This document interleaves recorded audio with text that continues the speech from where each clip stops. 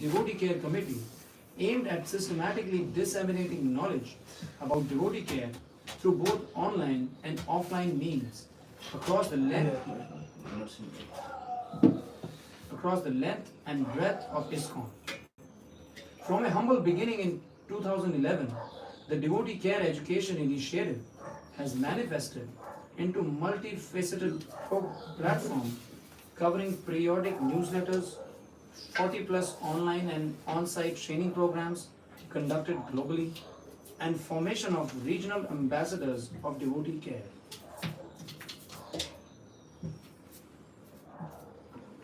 ISKCON's Devotee Care Vision Statement. Every devotee is spiritually happy and materially well situated, positively identifying with ISKCON as a caring society.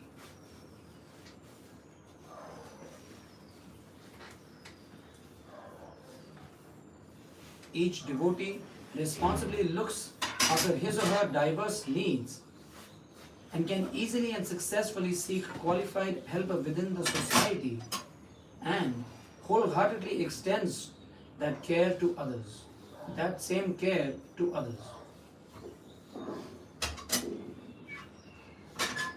And to facilitate this vision as a part of the mission of Devotee Care Initiative, we strive to A. Ensure that all the Vaishnava virtue of care pervades all aspects of ISKCON society, and B.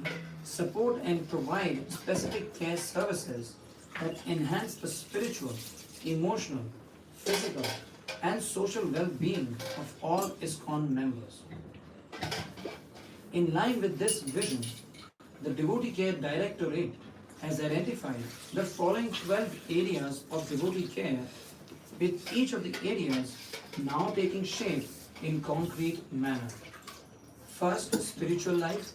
Second, healthcare. Third, marriage, sex and relationships.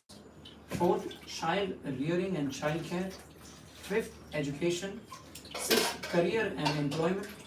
Seventh, financial advice. Eighth, housing. Ninth, travel and immigration. 10th, consumer and lifestyle. 11th, legal and civil. 12th, mediation advice.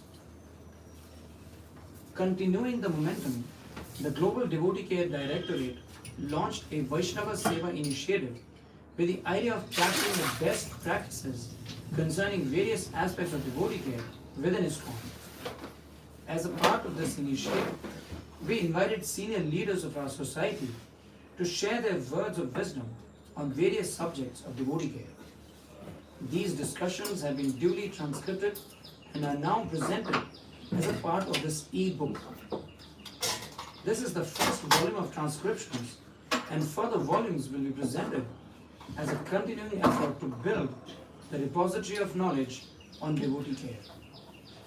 Through this humble attempt, we are endeavoring to emphasize upon a culture of devotee care within ISKCON, so that those who have come to the lotus feet of Krishna and Srila Prabhupada may positively identify themselves with ISKCON as a caring society and thus maintain active in Krishna consciousness till the last moment of their life.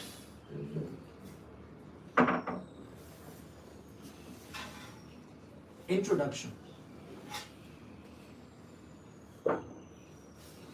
So this is a quote from His Holiness Bhakti Tirtha Swami Maharaj, which says, "At the end of the day, all we have is each other." Unquote. This e-book captures the experiences of several senior leaders of our society in the field of devotee care. This book has been formulated out of the transcripts of several such discussions, wherein each leader shared the best practices concerning various aspects of devotee care within ISKCON. The first volume of this book, we have had the opportunity to draw inspiration from the following key leaders of ISKCON society: His Holiness Bhanu Swami, His Holiness Giriraj Swami, His Holiness Gopal Krishna Goswami, His Holiness Jayapataka Swami, His Holiness Radhanath Swami, His Holiness Devamrita Swami, His Holiness Pralhadananda Swami, and His Holiness Niranjana Swami. The discussions have spanned through multiple dimensions of devotee care, throwing practical insights on how to establish a culture of devotee care within ISKCON. Below mentioned are some of the key areas covered in this book.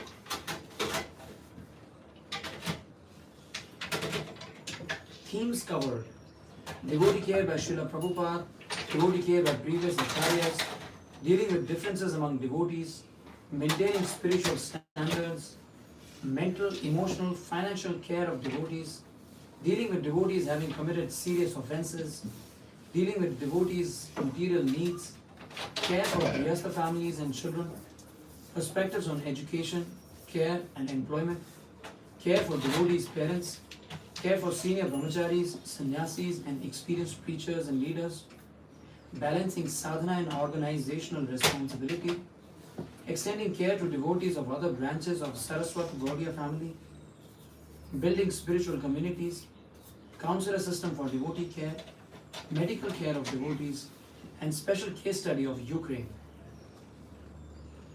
This ebook concludes with the case study of Ukraine as a living example of how the culture of devotee care can be established. We hope that this book will become a key component in the knowledge repository for devotee care and provide inspiration to the current and future caretakers of devotees within the ISKCON community.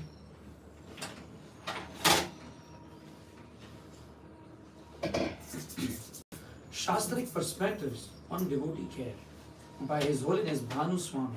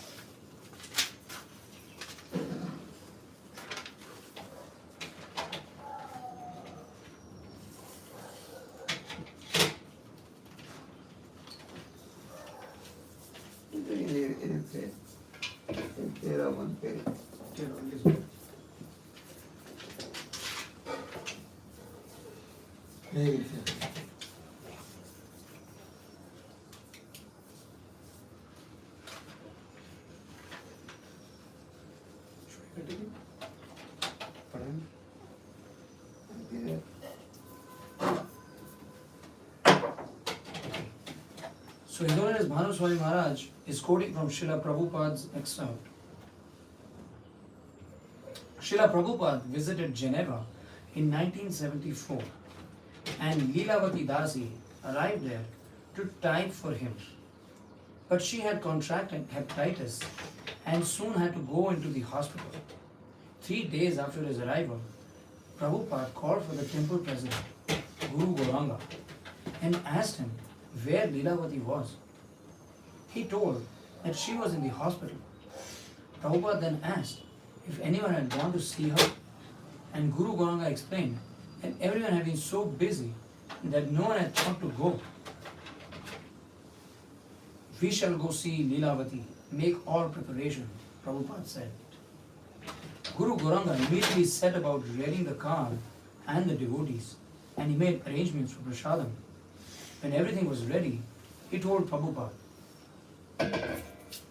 Prabhupada said, very good. Now, and told them all to go and see Leelavati. Prabhupada himself stayed behind, but almost everyone else in the temple went to see Leelavati, who became very much enlivened by the care and concern which Prabhupada had shown her. First connection with Srila Prabhupada. I had interest in spiritual things, but not exactly the Vedas. I was more into Buddhism, and I took a course in philosophy at university. I was interested in practical realization. So after I graduated from university, I went to Japan.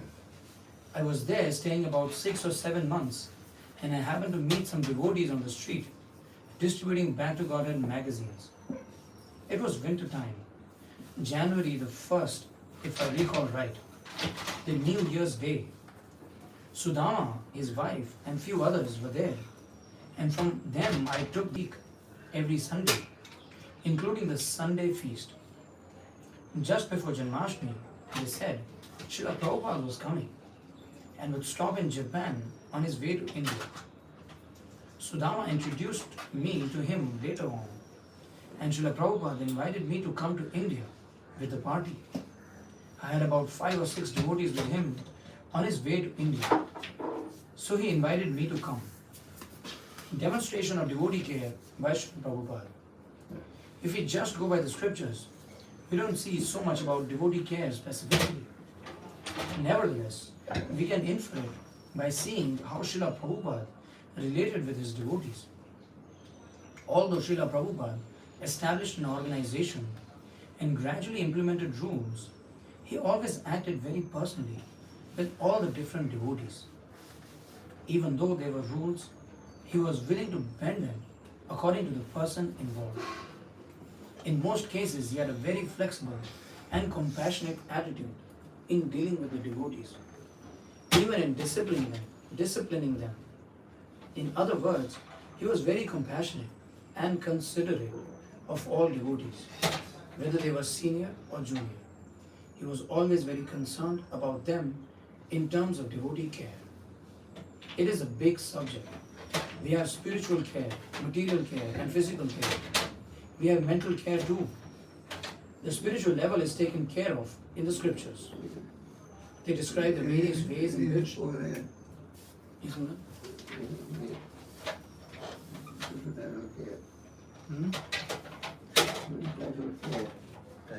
Spiritual care, devotee care, different type of care. This is last one. Last one. Last one.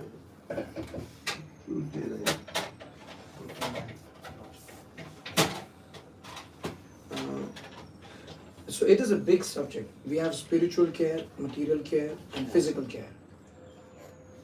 We have mental care too. And the spiritual level is taken care of. I know this. Yes, sir.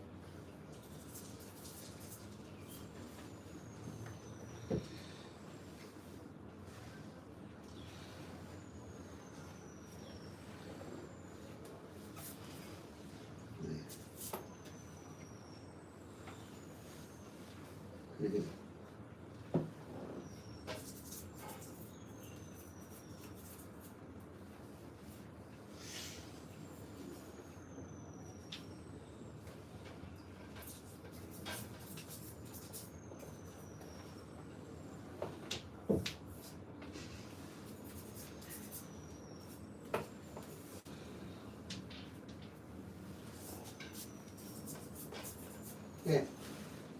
You far? He is good one.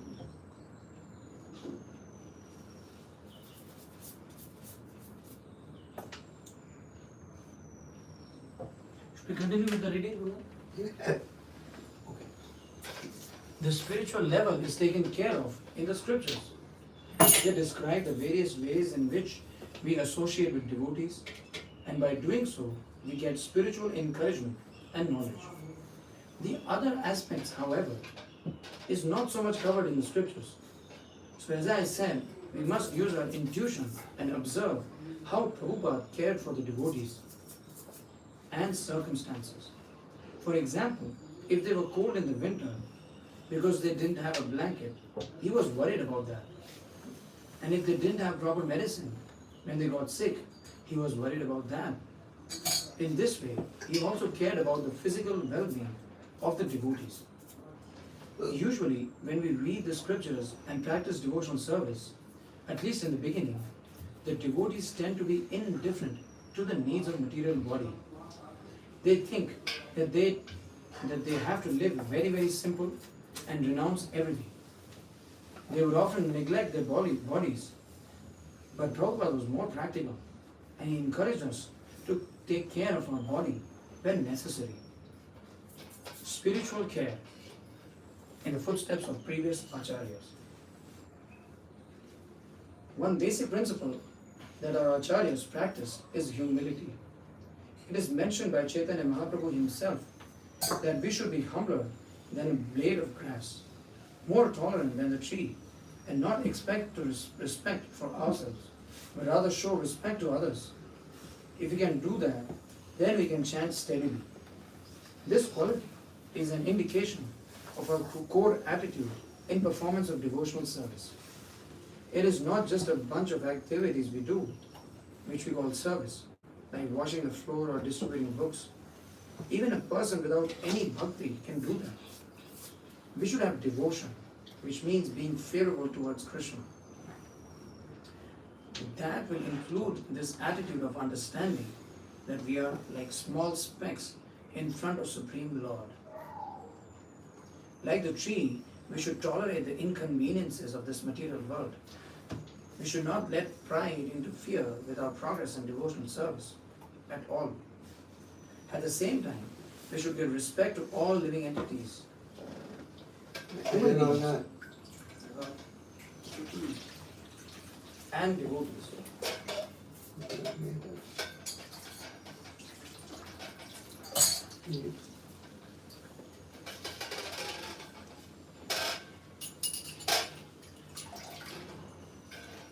And devotees. This is the very basic principle of devotional service. When we practice it, we advance.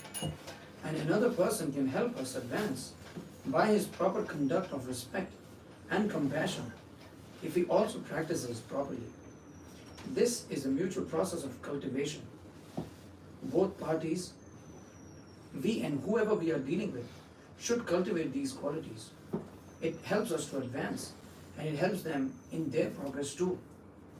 In the Nectar of Instruction, Rupa Goswami describes something similar.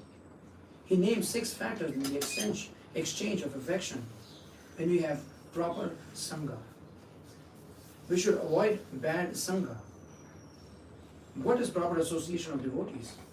The answer lies in these 6 items, which is giving items, receiving items, giving knowledge and receiving knowledge, giving food and receiving food, and eating it. We have different ways in which we can exchange or express our affection for one another, and all parties involved make advancement. That type of exchange is prominent in the Madhyama Adhikari, a person who is beyond the neophyte stage.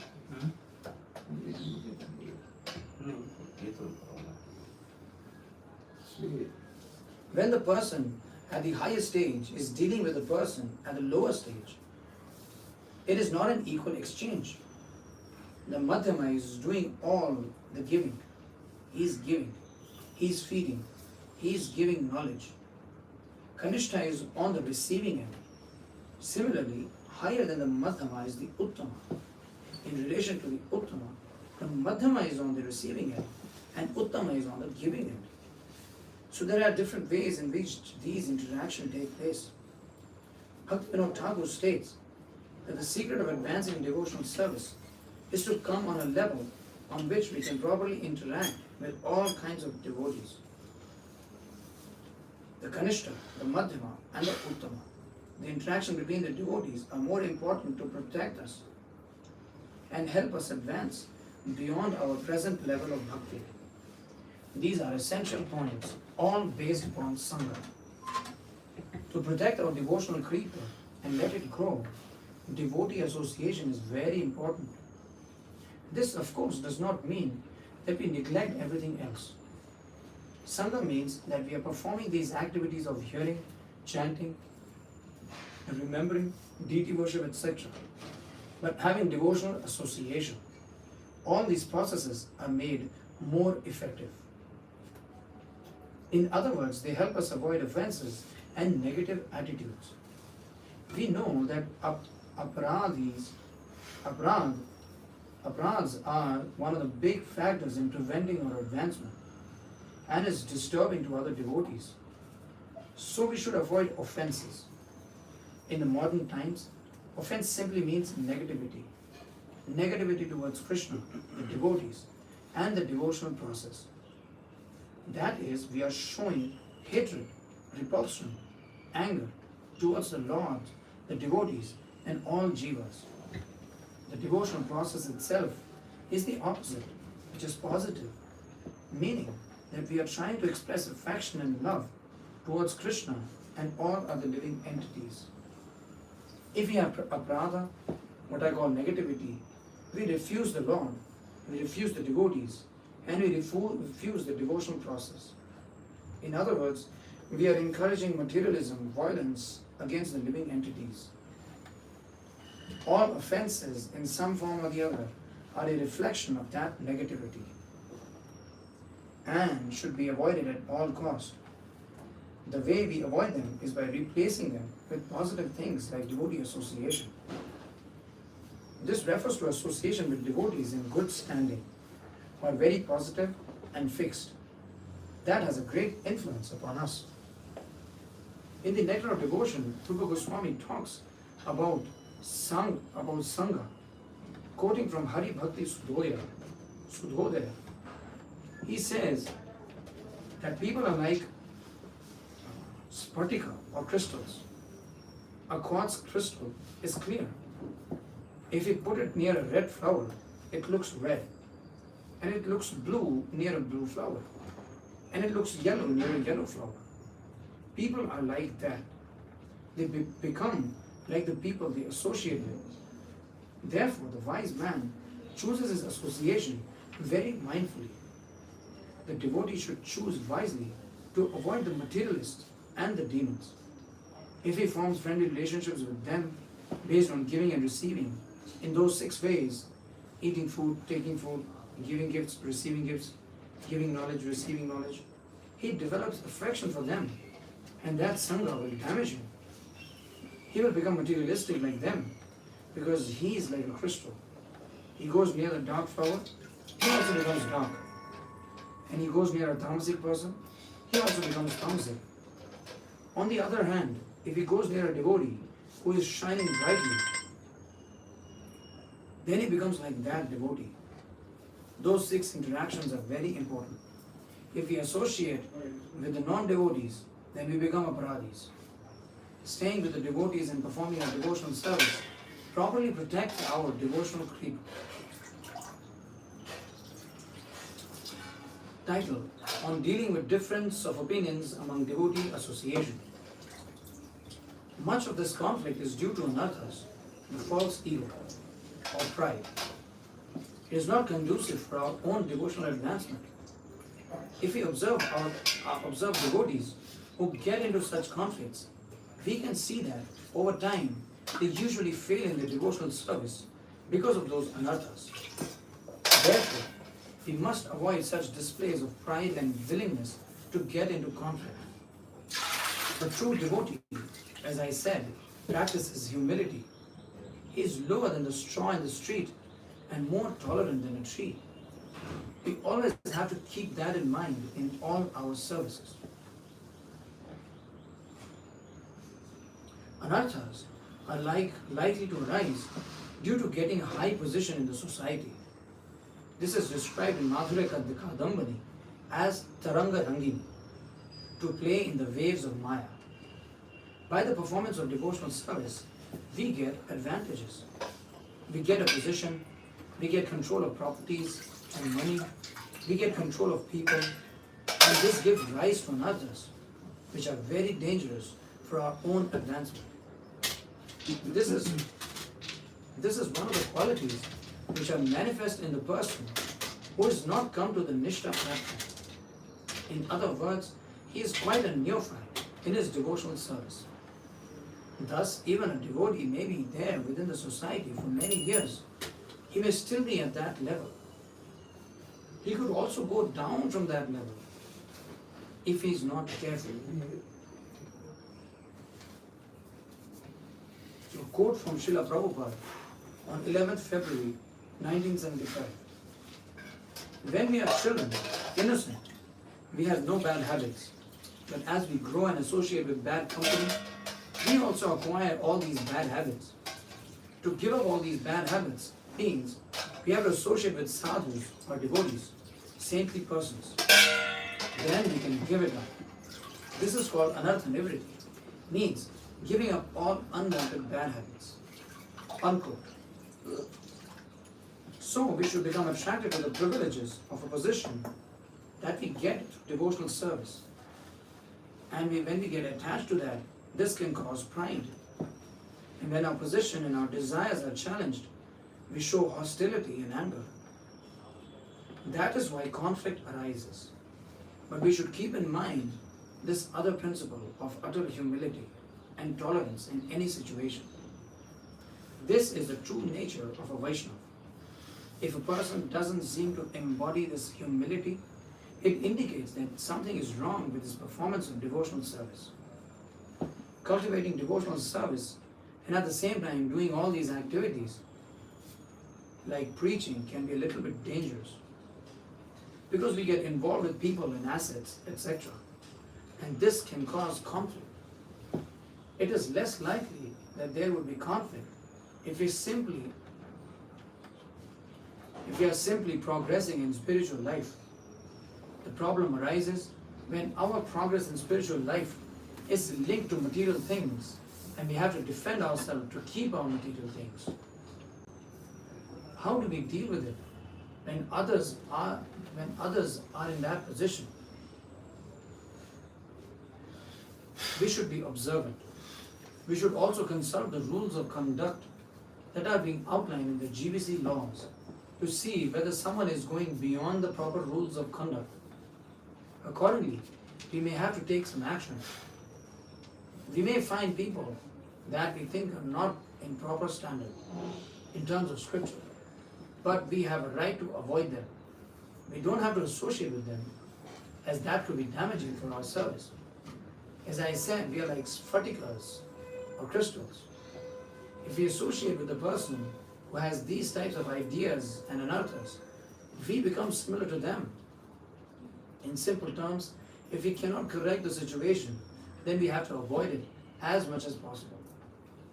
It is unfortunate because such an attitude may affect other people as well. So they will have to be extremely careful. Practical guidance on maintaining spiritual standards. When I joined ISKCON in 1970s, ISKCON was primarily a temple-based society. Today, however, congregational members are by far the majority.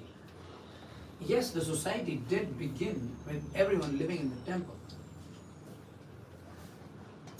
Gradually, about 10 years, there was a mood of going outside the temple because many of those people who were in the temple couldn't get proper support as grihasthas. Many of the brahmacharis also became grihasthas and moved out of the temple. Later, cultivation of congregational members from outside the temple began, and they had no experience of temple life. So we saw a gradual shift away from living in the temple. So this is an excerpt from Srila Prabhupada's Leelamrita. Once in Tokyo, Shyamasundar was traveling with Prabhupada. Then Shyamasundar got sick for some time. When Shyamasundar was better, he complained to Prabhupada that devotees hadn't taken care of him properly. Prabhupada called an Ishtagoshti and asked everybody, "Why didn't you take care of him? We have given up everything to come to spiritual life. How can we neglect a devotee?" Then Prabhupada feelingly turned to Shyamasundar and said with intensity and emotion, "Why didn't you ask me? I would have come to nurse you. I would have come and nursed you." This was Prabhupada's mood. He was compassionate and at the same time bold and strong if necessary. We always got the feeling that he loved us and that he wasn't exploiting us. And that he wasn't exploiting us in any way.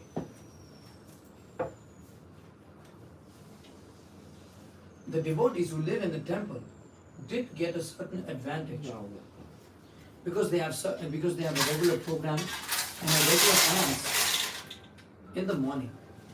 Nevertheless, we shouldn't think that they are only chanting or studying Srimad Bhagavatam all day long. Sometimes their lives are so filled up with service that in fact many times they were not reading properly or chanting properly. It was not a given that the situation was better than that of the Grihasthas living outside. Even in Lord Chaitanya's time and afterwards, most of the devotees were not ashrama devotees. They were Grihasthas. They would have their jobs, supporting their families, and they were practicing bhakti. Lord Chaitanya also emphasized this. He understood that very few people were going to renounce and live in an ashram life, either as a sannyasi or as a brahmachari. Rather, if they were brahmacharis, they would probably become grihasthas later. So he always emphasized the fact that whatever position we are in, we do our duties properly, together with our devotional service. That becomes the challenge for everyone. This includes all Lord Chaitanya's followers, previous as well as his present day followers, as most of them are grihasthas. They have the duty of taking care of their family as well as developing their spiritual life.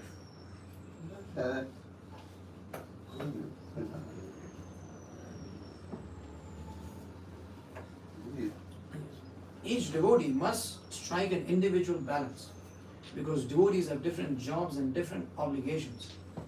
It's about making the necessary adjustments to meet the minimum standards we require for advancement. Srila Prabhupada also made things very simple for us. We attend Mangalarti, chant 16 rounds a day, follow the regulative principles, and have a Bhagavatam class every day and take prasadam. If we can do those things, that would be, in my opinion, a minimal standard for anyone to follow, regardless of being a grihastha or a brahmachari. The length of the class or morning program may vary.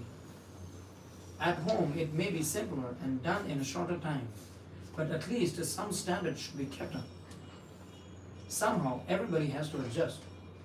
We have the minimum standards, but within these standards, we should go for the quality. We should spend much more time in doing our devotional activities,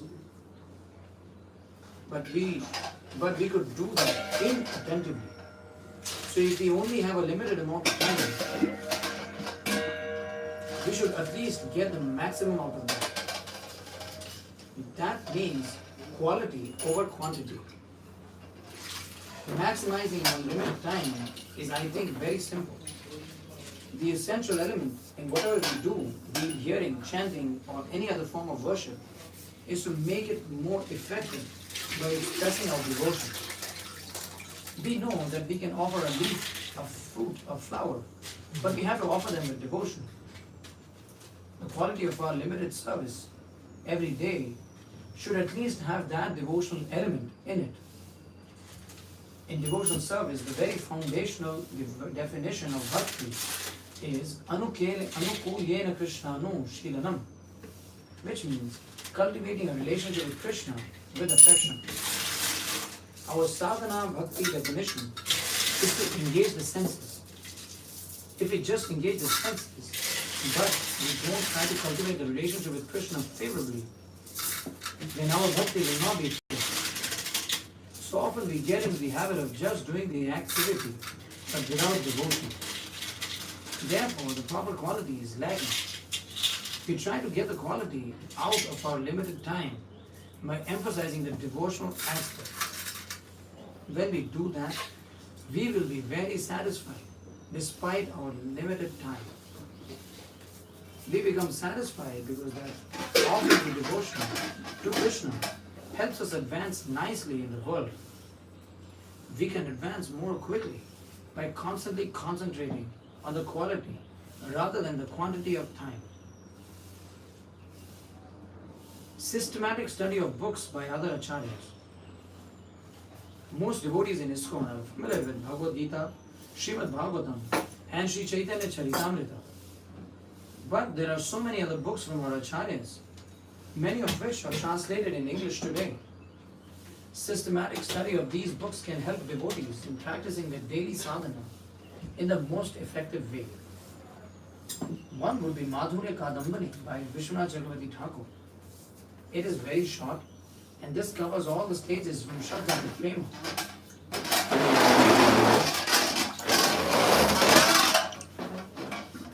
get the idea of where we are going and what the symptoms of each stage are. That is helpful for our advancement. The next one is Harinama Chintamani, a work by Bhaktivinoda Thakur, which covers the basic Tattva Sambandha Gyan in 1 or 2 chapters, and then it goes on to discussing the aparadhas which will cause namabhas or namaprad.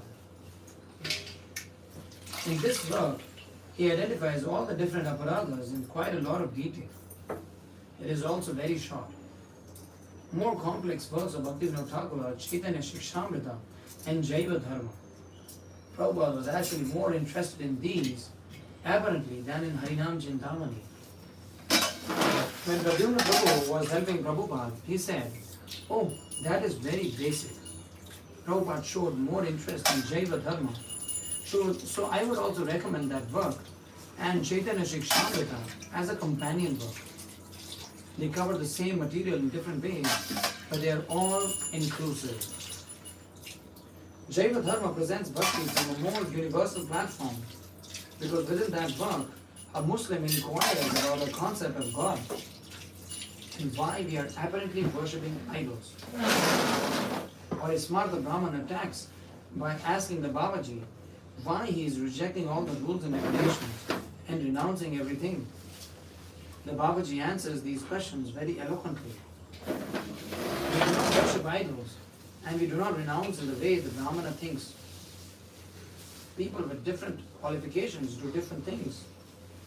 In this way, he presents many of the challenges to bhakti within different conversations with individuals from other groups. Thus, we receive thorough, helpful answers from these conversations. Perhaps we don't meet the same type of people in the modern day, but we do have challenges. People ask us different challenging questions, and we have to present reasonable answers, which also indicates the superior nature of bhakti over other processes. That is what Jaiva Dharma does, and it is interesting for people to read.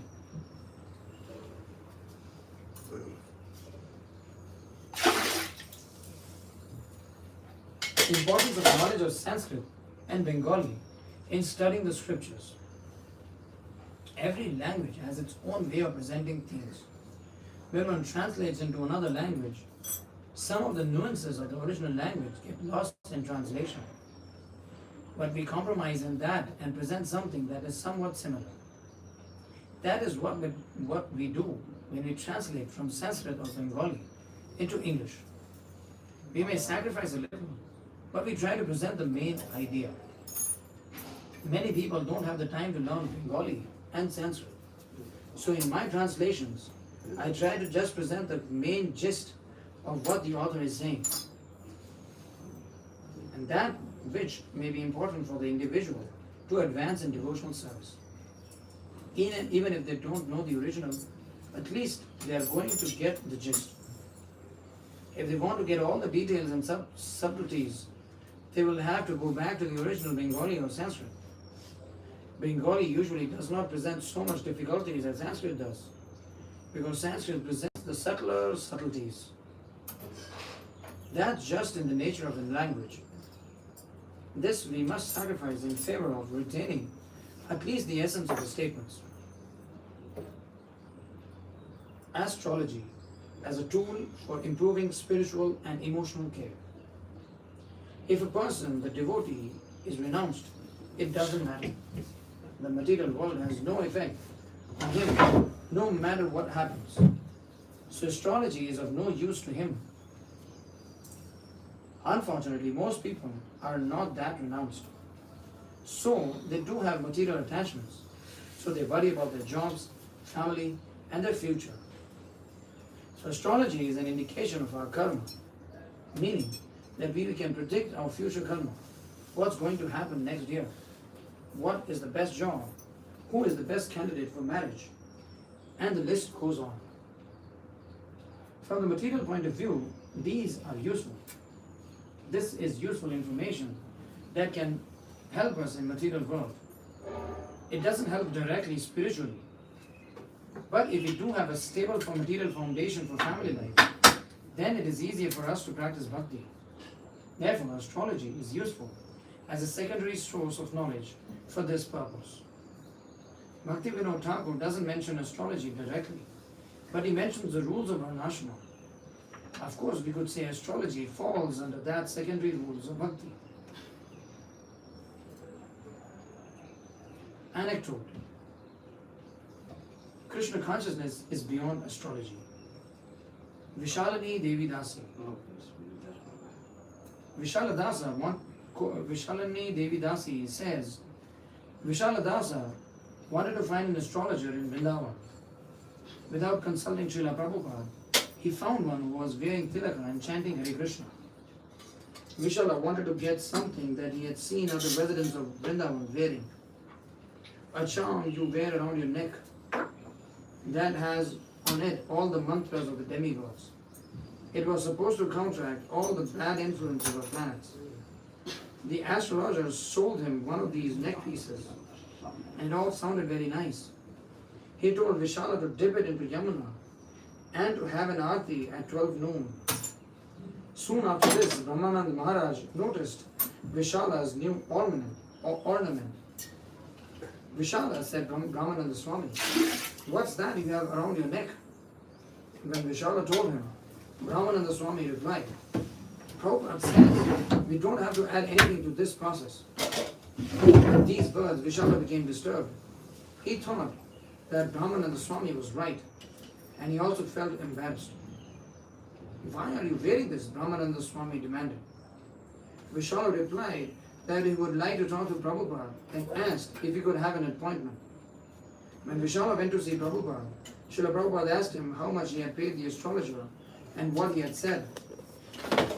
Vishala said that the astrologer had claimed charm would ward off all the ill effects of the planets. Krishna consciousness is beyond astrology, said Prabhupada. If you surrender to Krishna with a slight kick, Krishna can annihilate 100,000 Rahu planets. So Vishala put aside his astrological neckpiece and just depended on Prabhupada and Krishna. Soon after, a godbrother showed Vishala a letter he had received from Prabhupada about the same subject. Astrology will not save you at the time of death. My Guru Maharaj was a great astrologer and astronomer, but he gave it all up. It is meant for the karmis. We have no interest in such things.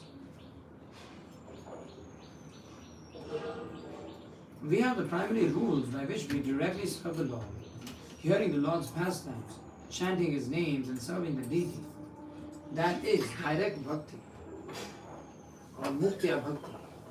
But when we have gauna bhakti or secondary rules, but then we have gauna bhakti, which is secondary rules. These are rules that don't really produce bhakti, but are also necessary as long as we have a material body and we are living in a material world. We need rules for that, and rules that are favorable to bhakti. Therefore, we say the rules of Varnashram are largely favorable for stabilizing your life on all levels, be it family life, professional life, or mental and emotional life. We put astrology in this category of secondary rules that can support our bhakti as long as we have material bodies. On the signs of Vastu to create positive energy. While designing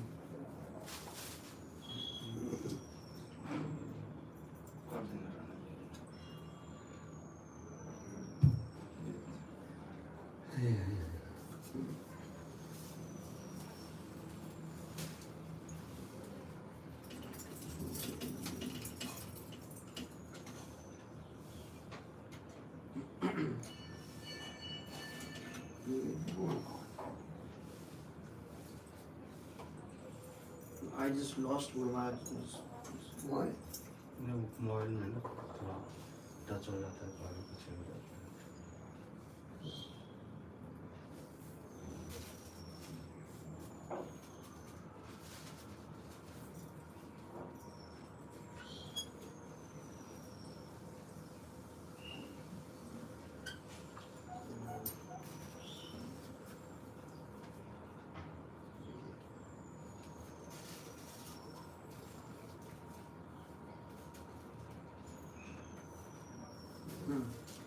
on the science of Vastu to create positive energy. While designing the ISKCON Chennai temple, we integrated various principles of Vastu into the design that helps to create positive energy. The science of Vastu is quite elaborate and complex, but there are some basic principles. The whole concept is that a space has energy.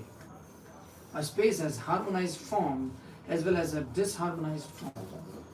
If we live within a disharmonious space, we could say that it is not conducive for our mental, physical, or spiritual well-being.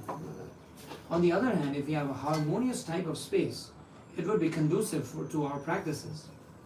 These are, however, not absolutes. You can chant the holy name in an unholy place, anywhere in the world or in hell, it doesn't matter. Nevertheless, if you are going to live somewhere, it is better to have a sattvic environment than a tamasic environment. In the same way, it is better to have a house that complies with the Vastu than a house that does not.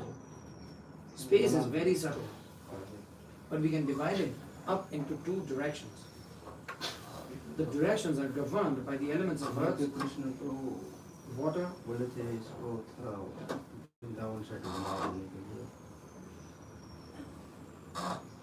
fire, air, and ether, and by different planets. For example, we have Sun in the east, Mercury in the north, Mars in the south, and connected to each planet is also an avatar. With Mars we have Narsingadev, with Sun we have Ramachandra, and with Moon we have Krishna, and with Jupiter we have Vamanadev. These deities have their natural place in different directions. So if we keep those deities in proper place with those planets, the result is harmonious. That is, in a sense, what the Chennai temple presents. We have the different avatars in different corners of the temple to create a harmonious space. We could also say that the Supreme Lord Himself makes everything harmonious. So we do not need this. That's true.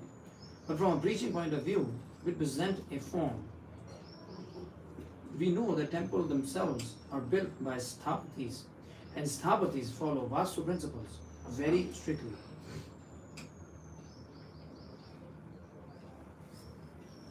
Another point is that the temple mainly represents the abode of the Lord. So the center of all directions is the Supreme Person, Krishna. All the other demigods and avatars are offshoots of that one central point. This is similar to the structure of the universe, with Mount Meru in the middle. In Angkor Wat, the temple is representing the universe, and in the center of that temple is a big spire, which was a form of Vishnu. Vishnu is in the center of the universe. So Bhumandala and Dvipas expand from Mount Meru, which represent the expansion of Mahavishnu. Similarly, the temple is like that. Everyone is an expansion of the Supreme Lord. Space itself is an expansion of the Supreme Lord. And when you put Krishna in the center of the house, everything becomes peaceful. On developing mental and emotional care. It has not been emphasized too much in this book, as far as I can see. The best excuse we can give is that if you advance spiritually, your mind will be taken care of. You will get rid of your anarthas, so your mind is helped. Of course, in some cases we find serious mental problems, and it is very difficult for them to execute bhakti properly. Therefore, it is very difficult for them to advance. So it is not a problem in just our society, but in the material world at large. Even modern science and medical institutions cannot really deal with many of the mental problems they encounter. They do not give a solution. They just give a pill to put a person to sleep.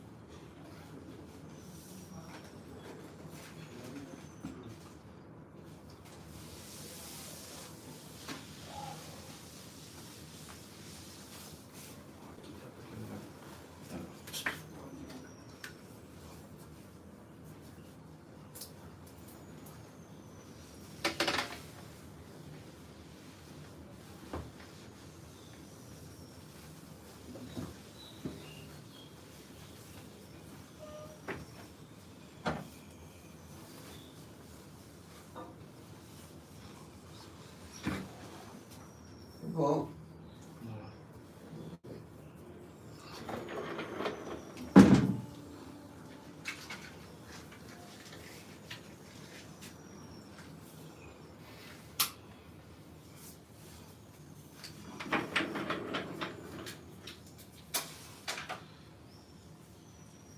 You can take it on, but yeah.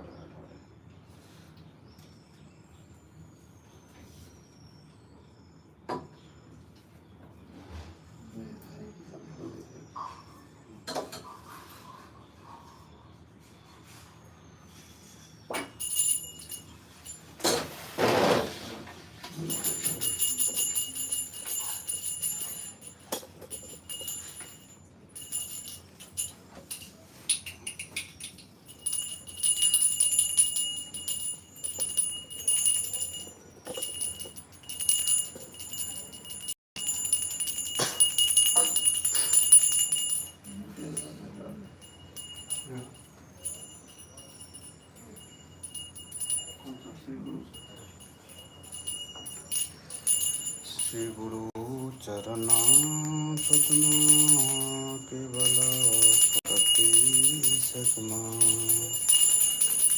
बंद मुई सावधान मते सहारा प्रसादे भवतरिया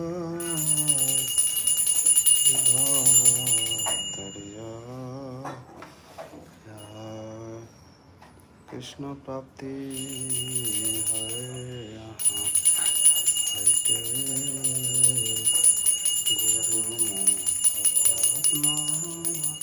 हटे गुरुमुख पद्मा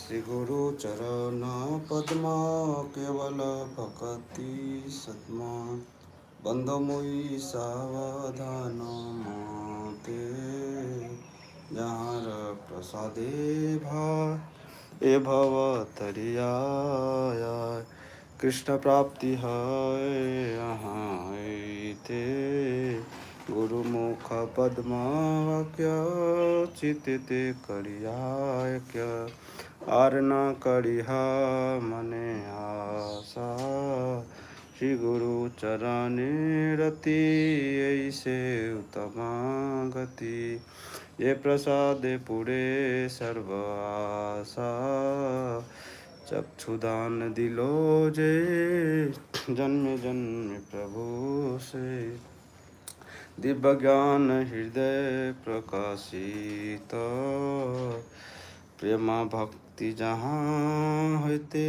अविद्या विनाश जाते वेद गाय जहाँ रचरिता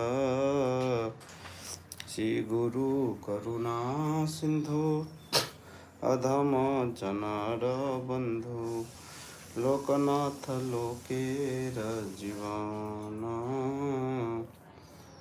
लोकनाथ लोके जीवन हा प्रभु करो दया देहो मोरे पद छाया एवे अस गुसुक त्रिभुवन एवे अस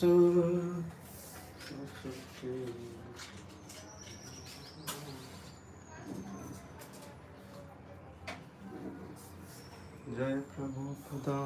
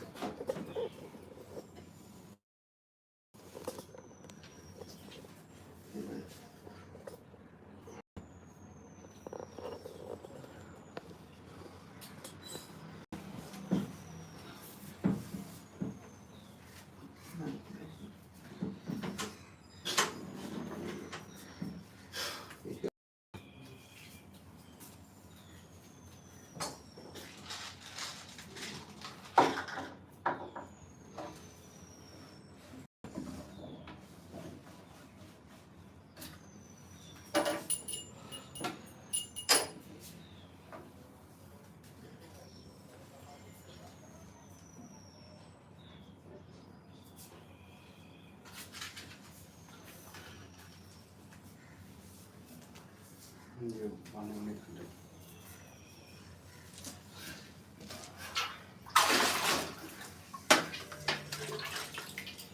वहाँ तुलसी घाट है